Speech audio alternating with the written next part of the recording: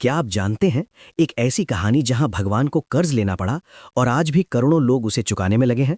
महर्षि भृगु ने क्रोध में आकर भगवान विष्णु की छाती पर जोर से पैर मार दिया और क्योंकि वहां माता लक्ष्मी का निवास माना जाता है, इस अपमान से दुखी होकर माता लक्ष्मी हमेशा के लिए वैकुंठ छोड़कर चली गईं।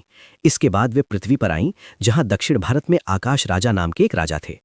एक दिन यज्ञ की तैयारी के लिए जमीन खोदते समय धरती फटी और उसमें से एक चमकता हुआ कमल निकला, जिसके अंदर एक दिव्य बालिका थी, जिसे राजा ने पद्मावती नाम देकर अपनी बेटी की तरह पाला।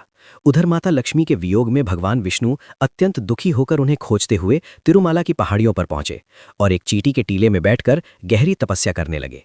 एक गाय रोज वहां आकर अपना दूध उस टीले में बहा देती थी, लेकिन जब चरवाहे ने यह देखा तो उसे लगा कि दूध बर्बाद हो रहा है और उसने गुस्से में गाय पर कुल्हाड़ी फेंक दी।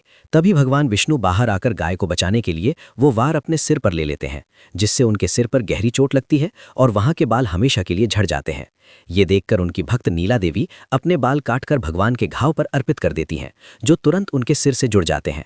उनके इस त्याग से प्रसन्न होकर भगवान उन्हें वरदान देते हैं कि कलयुग में जो भी भक्त अपने बाल अर्पित करेगा, उसका अहंकार और पाप नष्ट हो जाएगा। बाद में भगवान विष्णु, जो पृथ्वी पर श्रीनिवास के रूप में रह रहे थे, उनकी मुलाकात राजकुमारी पद्मावती से होती है और दोनों का विवाह तय होता है। लेकिन भव्य विवाह के लिए धन की आवश्यकता होने पर भगवान कुबेर से कर्ज लेते हैं और कुबेर शर्त रखते हैं कि ये कर्ज कलयुग के अंत तक ब्याज सहित चुकाना होगा। यही कारण है कि आज तिरुपति बालाजी मंदिर में भक्तों द्वारा चढ़ाया गया धन और सोना उसी कर्ज को चुकाने के लिए माना जाता है। और जो लोग वहां जाकर अपना सिर मुंडवाते हैं, वे नीला देवी के त्याग का सम्मान करते हुए अपना अहंकार भगवान को समर्पित करते हैं।